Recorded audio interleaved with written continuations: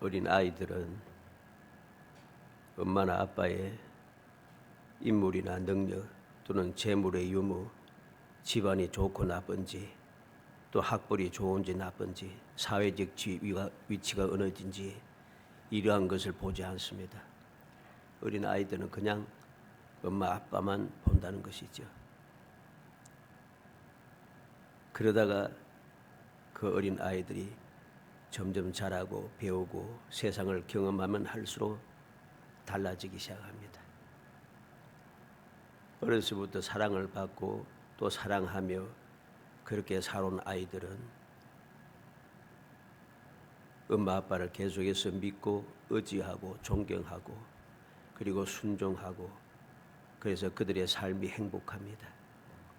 그들이 잘 살든 못 살든 출세하든 못하든 상관없습니다. 그들의 삶이 행복한 거죠.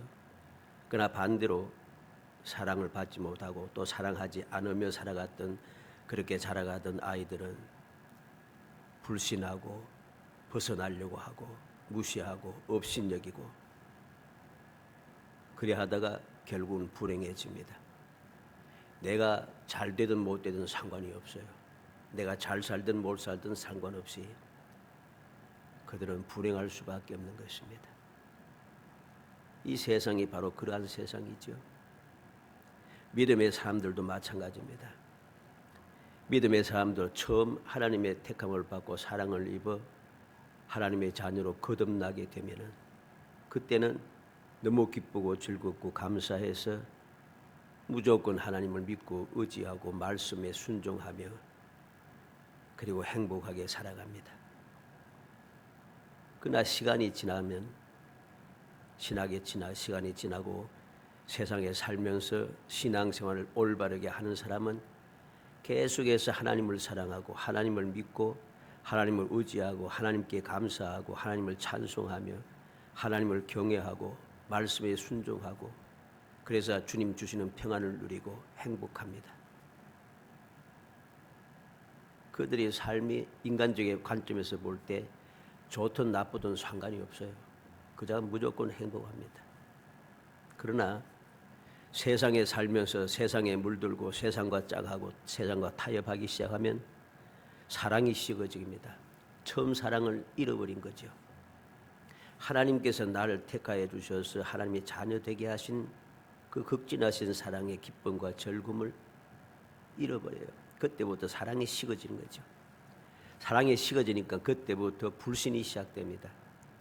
하나님의 말씀에 반대하고 거역하고 불평하고 원망하고 그리고 불순종하고 대적하고 불안해합니다. 그러다 보니까 불행한 삶을 살아가게 되는 거죠. 잘 되든 못 되든 상관없이 그 상황과 조건이 아무 상관이 없어요. 무조건 불행합니다. 왜 그런가? 하나님의 그 사랑과 능력과 그 영원 불변하신 그 나를 돌보시고 은혜 베푸시고 반드시 합력하여 선을 이루고 능히 감당하게 하시는 모든 것들이 나와 상관이 없어지니까 그때부터 불행한 거죠. 그러나 처음부터 그 믿음을 끝까지 지키고 나가는 사람들은 어떤 상황, 어떤 환경에 처하든지 무조건 감사합니다. 그러니까 항상 행복한 거죠. 지금 사람들의 눈에 보기에는 너무나도 좋지 않은 상황이지만은 믿음의 사람, 하나님의 사랑을 믿고 하나님의 약속을 믿고 하나님의 그 능력을 믿는 믿음의 사람들은 지금 내 눈앞에 있는 것을 보지 않고 믿음의 실상을 보는 거죠. 믿음의 실상을 보니까 현재의 것을 보지 않고 저 멀리 믿음의 실상을 보고 있으니까 그 실상이 무엇입니까? 하나님의 약속이잖아요. 그래서 약속이 있으니까 소망의 즐거움을 가지고 그들이 세상을 살아가니 행복할 수밖에 없습니다.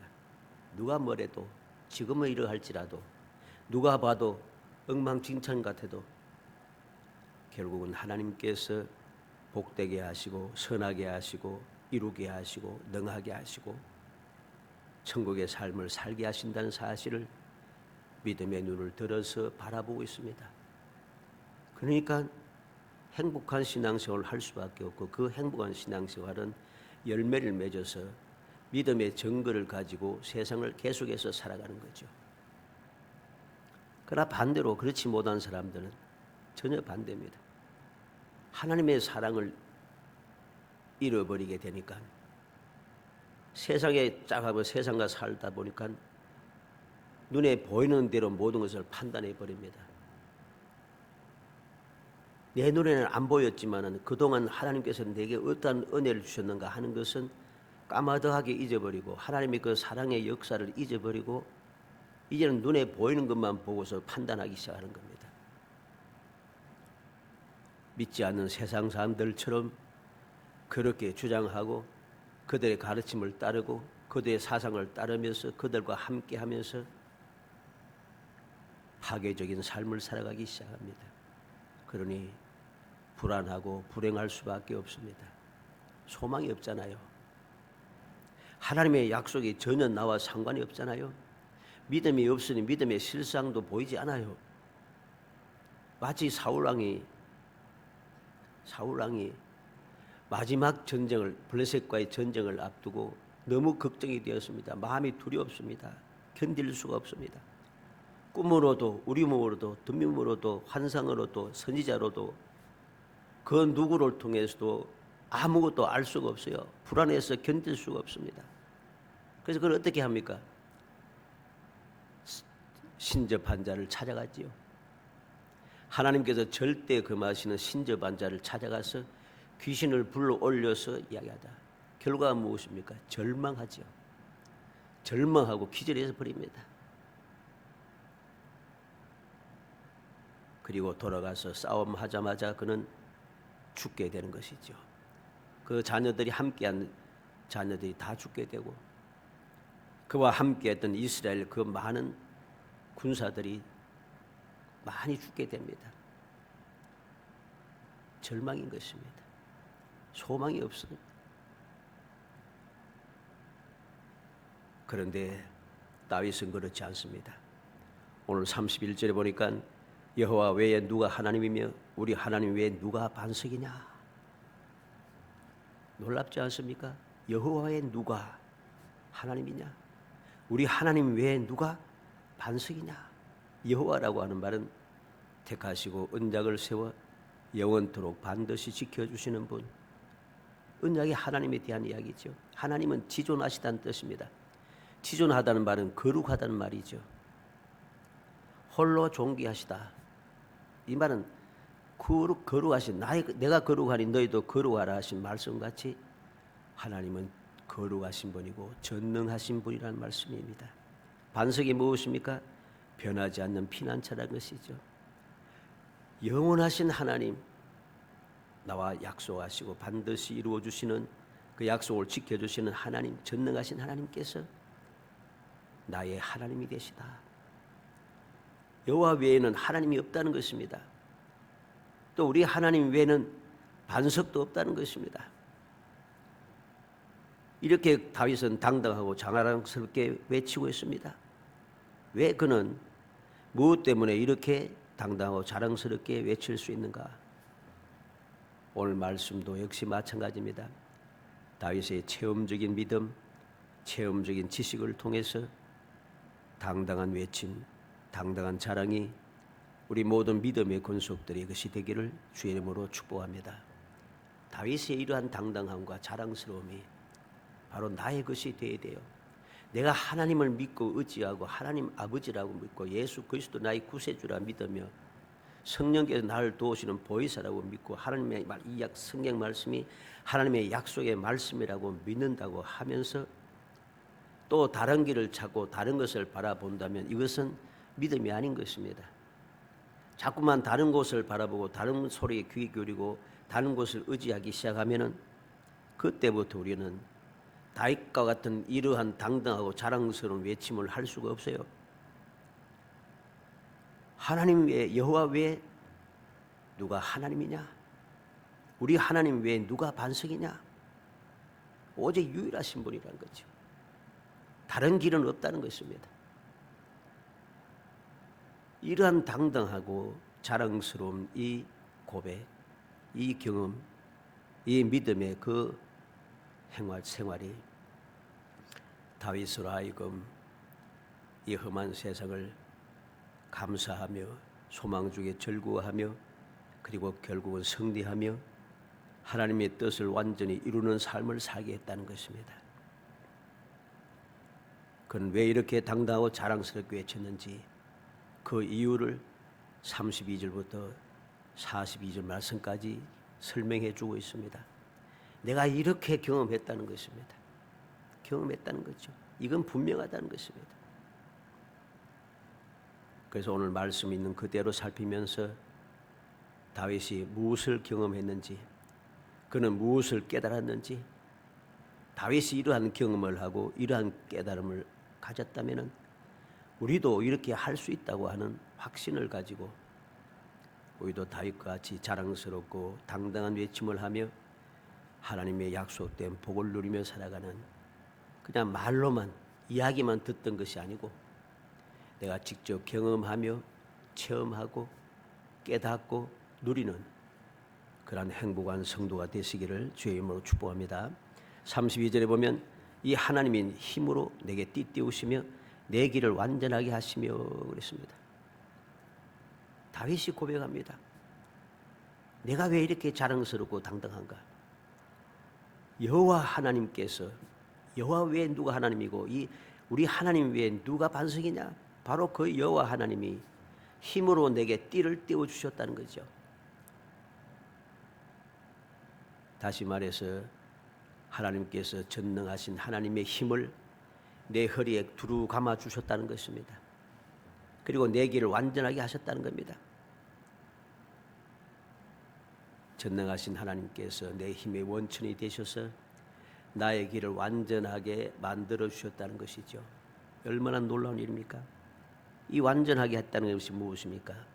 사도행전 13장 22절에 보면 패하시고 사울을 패하시고 다윗을 왕으로 세우시고 정언하여 이르시되 내가 이새의 아들 다윗을 만나니 내 마음에 맞는 사람이라 내 뜻을 다 이루게 하리라 하시더니, 내 뜻을 다 이루게 하리라. 왜?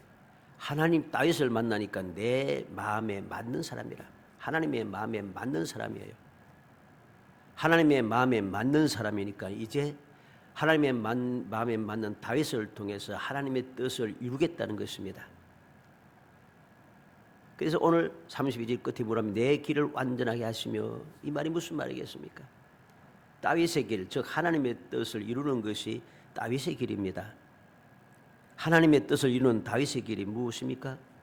이스라엘 백성들을 거룩한 백성이 되게 하는 겁니다. 사울 왕 때에는 이들이 거룩한 백성이 되지 못했어요. 하나님을 믿고 의지하며 하나님 중심으로 살아가지 아니하고 사울 왕처럼 그렇게 자기의 이익을 위해서 하나님의 말씀을 거역하고 하나님께서 멸하라고 하신 말씀을 듣지 아니하고 오히려 좋은 재물을 얻기 위해서 기름진 짐승을 얻기 위하여 그들은 하나님 말씀을 뒷전이고 오직 약탈하는 데만 전심전력을 기울였습니다. 그렇게 거룩한 백성이 아니었어요. 그런데 이 다윗은 하나님의 뜻을 이루었는데 어떻게 이스라엘 백성들을 거룩한 백성이 되게 했습니다.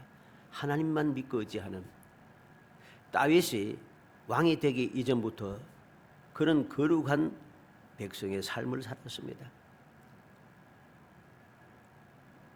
그가 블레셋과 함께하여 이스라엘과 싸울 수밖에 없는 상황인데 하나님의 은혜로 싸우지 않고 자기가 있던 곳으로 물러가게 되었습니다. 물러갈 때에 자기들의 가족과 모든 재물이 아말렉에게 다 약탈당했지 않습니까? 그래야 할 때 그는 함께한 자들이 다윗을 돌로 쳐 죽이자 할 때도 심히 다급했지만은 하나님을 의지하여 담대했다고 했습니다.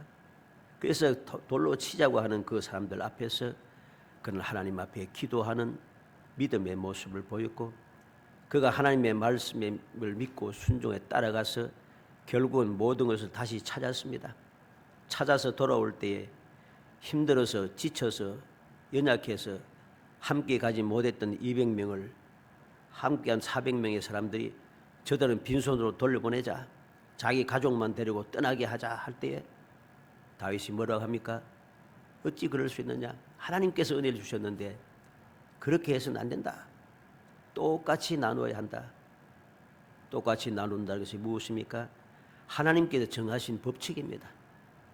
이스라엘 백성들이 애굽에서 나와서 약속의 땅을 들어와서 여호수아를 통해서 약속의 땅을 정복해 나가고 이렇게 나갈 때에 하나님께서 모세를 통해서 율법으로 정해 놓았습니다. 전쟁터에 나간 사람이나 전쟁터에 나가지 않고 그 진을 지키고 있는 사람이나 똑같이 나누라고 명령했습니다. 그래서 하나님의 명령대로 행함으로 문제없이 다툼이 없이 나왔다는 것이죠. 그런데 이렇게 하나님의 뜻을 어기고자 하는 자들에게 하나님의 뜻을 완전히 세우게 합니다. 그래서 거룩한 백성이 되게 한 거죠. 그때부터 다윗은 바로 그것을 규칙으로 정해놓아 버렸습니다. 하나님의 말씀이 있었지만은 백성들이 그것을 깨닫지 못하고 자꾸만 인간적인 생각을 앞세우니 특별히 또 왕명으로 뜻을 정해놓았다는 것이죠. 그렇게 거룩한 백성이 되도록 하나님의 뜻을 이루어 나가기 시작합니다. 그는 무엇을 하든지 하나님께 기도하며 모든 백성들 앞에서 하나님께 기도하며 하나님의 가르침대로 움직여 갑니다. 하나님의 언약궤를 모시고자 힘쓰고 했습니다. 하나님 앞에 경배하기를 즐거워합니다. 하나님을 찬양하기를 즐거워했습니다. 그리고 그렇게 그는 이스라엘 나라를 완전하게 세워지기 시작합니다. 하나님의 말씀을 이루어 갑니다. 이게 바로 다윗이 이야기한 내 길을 완전하게 하시며 하나님께서 나의 가는 길을 완전하게 해서 하나님의 뜻을 이루게 하셨다는 것입니다. 33절에 보면 나의 발을 암사슴 발 같게 하시면 나를 나의 높은 곳에 세우시며 그랬습니다. 이 말은 대적이나 위험을 재빠르게 피하여 안전하게 하시고 대적들을 또 재빠르게 물리치고 승리하여 영광을 얻게 한다는 말이죠. 나의 발을 암사슴 밟게 하신다. 암사슴 발같이 재빠른 신속한 발걸음을 통해서 대적들의 위험을 벗어나게 하고 또 대적들을 재빠르게 물리치고 승리해서 영광을 얻게 한다. 높은 곳에 세운다 해서 영광을 얻는 것이죠. 사무엘하 7장 9절에 내가 가는 모든 곳에서 내가 너와 함께서 내 모든 원수를 내 앞에서 멸하였은즉 땅에서 위대한 자들의 이름같이 내 이름을 위대하게 만들어 주리라. 하나님께서 하나님만 믿고 의지하고 하나님의 그 성전을 건축하고자 마음을 작정한 다윗을 위하여 위대한 자의 이름같이 내 이름을 위대하게 만들어 주리라. 영광의 이름을 주겠다고 약속하십니다. 34절에 내 손을 가르쳐 싸우게 하시니 내 발이 노트화를 당기도다. 전능하신 하나님께서 단련시켜서 용사가 되어 능력을 행하게 하신다는 겁니다. 내 손을 가르쳐 싸우게 하시니 전능하신 하나님께서 여기에서 가르친다는 말은 단련시킨다는 말입니다. 훈련시킨다는 말이죠. 하나님께서 다윗을 훈련시키고 단련시켜서 용사가 되게 한다는 거죠. 그래서 능력을 행할 수 있게 내 팔이 노트화를 당기도다. 아무나 당길 수 없는 노트화를 당길 수 있는 능력을 행할 수 있도록 은혜를 베푸신 것이죠. 35절에 또 주께서 주의 구원하는 방패를 내게 주시며 주의 오른손이 나를 붙들고 주의 온유함이 나를 크게 하셨나이다 그랬습니다. 이 말은 모든 대적을 막을 수 있는 능력을 주시고 구원하는 방패를 주셨다 그랬죠. 그리고 주의 오른손이 나를 붙들고 이 말은 권능의 손은 나를 붙들어 주신다는 거죠. 주의 온유함이 나를 크게 하셨나이다. 여기서 온유함이라는 것은 응답하신다는 뜻이기 때문에 하나님께서 확실하게 승리할 수 있도록 응답하여 나를 존귀하게 해준다는 것이죠. 크게 하셨나이다. 그건 존귀하게 했다는 것입니다. 얼마나 놀라운 일입니까? 하나님께서 모든 대적을 막을 수 있는 능력도 주시고 하나님의 권능의 손을 나를 붙들어 주셔서 확실하게 승리할 수 있도록 응답해 내게 그 약속한 것을 그대로 이루어 주어서 나로 하여금 존귀한 존재가 되게 해주신다는 것입니다. 36절에 내 걸음을 넓게 하셨고 나를 실족하지 않게 하셨나이다. 내 걸음을 넓게 했다는 것은 안전하게 했다는 말이죠. 나를 실족하지 않게 했다는 말은 나를 견고하게 하셨다는 것입니다. 그리고 37절에 내가 내 원수를 뒤쫓아가리니 그들이 망하기 전에는 돌아서지 아니하리다 그랬습니다. 원수를 뒤쫓아가리니 그들이 망하기 전에는 돌아서지 아니하리다. 원수를 끝까지 따라가 완전한 승리를 얻게 한다는 것이죠. 망하기 전에는 돌아서지 않으니까 결국은 완전한 승리를 얻는다는 것입니다. 그리고 38절에는 내가 그들을 쳐서 능히 일어나지 못하게 하리니 그들이 내 발 아래에 엎드러지리다 그랬습니다. 원수들이 다시 일어나지 못하게 완전한 승리를 거두게 하신다는 거죠. 39절에는 주께서 나를 전쟁하게 하려고 능력으로 내게 띠띠우사 일어나 나를 치는 자들이 내게 굴복하게 하셨나이다. 하나님께 전능하신 하나님께서 능력을 주셔서 대적들이 굴복할 수밖에 없도록 그렇게 역사하신다는 것입니다. 40절에는 또 주께서 내 원수들에게 내게로 향하게 하시고 날 미워하는 자들을 내가 끊어버리게 하셨나이다.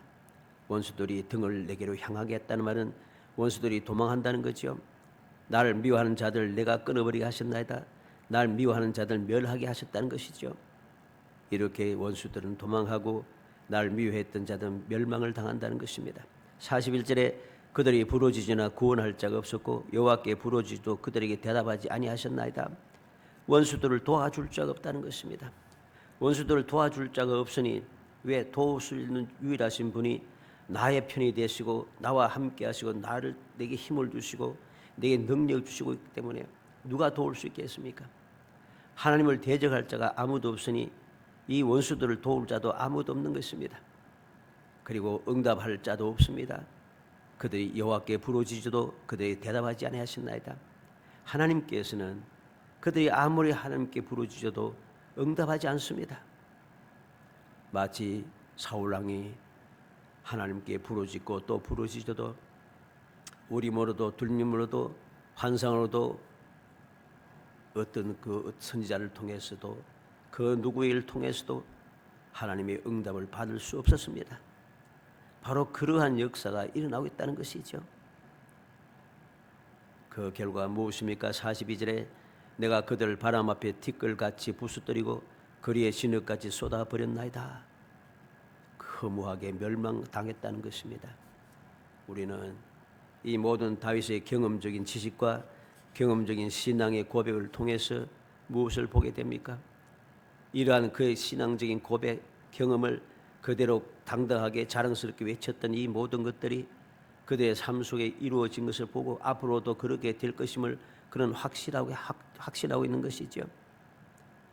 우리는 사무엘하 8장 6절에 다메섹 아람의 수비대를 두며 아람 사람이 다윗의 종이 되어 조공을 바치니라. 다윗이 어딜 간지 여호와께서 이기게 하시니라.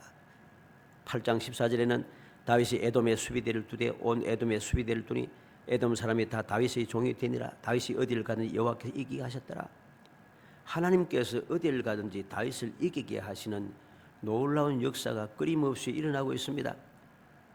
이것은 하나님께서 선지자를 통해서 이 사무엘서를 기록한 선지자를 통해서 하나님께서 이렇게 인정하셨다고 말씀해 주시는 거죠. 그러면 다윗의 고백을 또 봅니다. 시편 41편 11절에 나의 원수가 승리치 못함으로 주께서 날 기뻐하신 줄 내가 아나이다. 다윗의 믿음의 고백이 있습니다. 나의 원수가 승리하지 못한다. 그러므로 주께서 나를 기뻐하신 줄 내가 알게 되었다. 다윗의 고백이죠. 고린도후서 2장 14절에 항상 우리를 그리스도 안에서 이기게 하시고 우리로 말미암아 각지에서 그리스도라는 냄새를 나타내신 하나님께 감사하노라. 이것이 구약 시대의 사람들에게만 있는 것이 아니라 신약 시대에 와서도 예수를 믿는 사람, 예수 그리스도를 나의 구세주로 믿고 하나님의 사랑을 확신하며 보혜사 성령의 도우심을 받으며 언약의 말씀을 믿으며 살아가는 모든 사람들, 그러한 사람들을 항상 우리를 이기게 하시고 우리를 통해서 그리스도라는 냄새를 나타내시게 한다는 하나님께 바울 사도는 감사하고 있습니다. 바울 사도의 고백도 그래해요. 우리는 사도 요한의 고백도 그러합니다. 우리를 이기게 하는 것이 무엇인가? 믿음이라 했습니다. 예수를 그리스도로 믿는 사람이 세상을 이긴다고 말씀했죠. 우리는 베드로 사도도 하나님을 믿는 그 믿음이 우리를 승리하게 하고 우리로 하여금 세상을 이기게 하고 뿐만 아니라 주님 약속하신 복을 누리게 한다고 그렇게 그는 자랑스럽게 외치고 있습니다. 앞서간 모든 믿음의 사람들이 다 그렇게 고백했습니다. 다윗만 이렇게 당당하고 자랑스럽게 외친 것이 아니라 다윗 같은 믿음을 가진 모든 앞서간 믿음의 선진들은 다 이러한 고백을 똑같이 하더라는 것입니다. 우리는 바로 이러한 믿음의 고백이 나의 고백이 되도록 해야 되고, 이러한 다윗의 믿음의 경험이 바로 나의 경험이 되어야 합니다. 왜 그렇습니까? 우리가 이제까지 신앙생활을 해오면서 내가 깨닫지 못했을지라도 하나님의 은혜 가운데 지금까지 왔지 않습니까? 지금까지 온 것이 하나님의 은혜잖아요. 하나님의 은혜를 한 번도 받지 아니하고 지금까지 신앙생활을 해왔다라고 하는 말은 있을 수가 없습니다. 누구나 다 하나님의 은혜를 체험했던 것이죠. 그러면 무엇이 문제입니까? 하나님의 은혜를 체험하고도 그 은혜를 자꾸만 세상에 살다고 세상에 살면서 세상을 보고 세상의 소리를 듣고 하다 보니까 하나님의 은혜를 잊어버린 거예요. 잊어버린 것이죠. 잊어버린 순간부터 문제가 생기는 것입니다. 우리는 그러한 어리석은 사람이 되어서는 안 됩니다. 우리가 세상을 살아도 세상 사람들처럼 살면 안 되는 거예요. 왜? 우리는 하나님의 자녀니까. 하나님의 자녀니까 세상에 살아도 하나님의 자녀답게 살아야 하는 겁니다. 그게 무엇입니까? 주님께서 약속하신 대로 나를 사랑하고 내 말을 지키는 자는 내 계명을 지키나니, 하나님의 말씀에 순종하며 살아가는 것이 바로 주님을 사랑하며 주님과 함께 동행하는 삶을 살아가는 것입니다. 바로 그러한 믿음의 사람들에게 주님께서 무엇을 약속합니까? 내가 아버지 안에, 아버지가 내 안에, 우리가 너희 안에. 하나님께서 우리 안에 거하신다는 말이 무슨 말입니까? 바로 그게 천국이라는 소리죠. 천국은 여기 있다 저기 있다는 것이 너희 마음에 있느니라고 주님께서 이 세상에 계실 때 말씀해 주었습니다. 즉 주님께서 하나님 아버지와 우리와 안에 함께 거하시고 성령께서 우리를 돕기 위해서도 우리 안에 함께 거하시니까 바로 그곳이 천국인 것이죠. 천국의 삶을 살아가면은 우리는 하나님의 자녀로서 제대로 살아가는 것이고, 하나님의 자녀로서 살아갈 때에 우리는 세상 사람과 다른 구별된 삶을 살아갈 수 있는 것입니다. 간절히 소원하기는 우리 모든 믿음의 성도들이 이 세상에 살고 있지만 세상을 보고 세상의 이야기를 듣고 세상의 가르침을 따르는 사람이 아니라 세상에 살아도 하나님과 함께 살면서 하나님의 말씀을 듣고 하나님의 인도를 받고 하나님께서 예비하신 은혜를 받아 누리면서 천국의 행복함을 누리며 살아가는 정말 영원히 복된 성도들이 되시기를 주의 이름으로 축복합니다. 은혜 감사합니다. 사랑하여 주셔서 택하여 주시고 택한 저희들로 하여금 세상과 구별된 하나님의 복된 자녀의 존귀한 삶을 살 수 있도록 택하여 주시고 일깨워 주시며 도와주시며 은혜 베풀어 주심을 감사하고 감사합니다. 다윗이 그 은혜를 잊지 않고 기억하여 당당하고 자랑스럽게 하나님 여호와 외에 누가 하나님이며 우리 하나님 외에 누가 반석이냐고 외치듯이 우리도 그러한 믿음을 아버지 당당하게 외치고 자랑스럽게 외칠 수 있도록 믿음을 굳건하게 세워주시려 원합니다.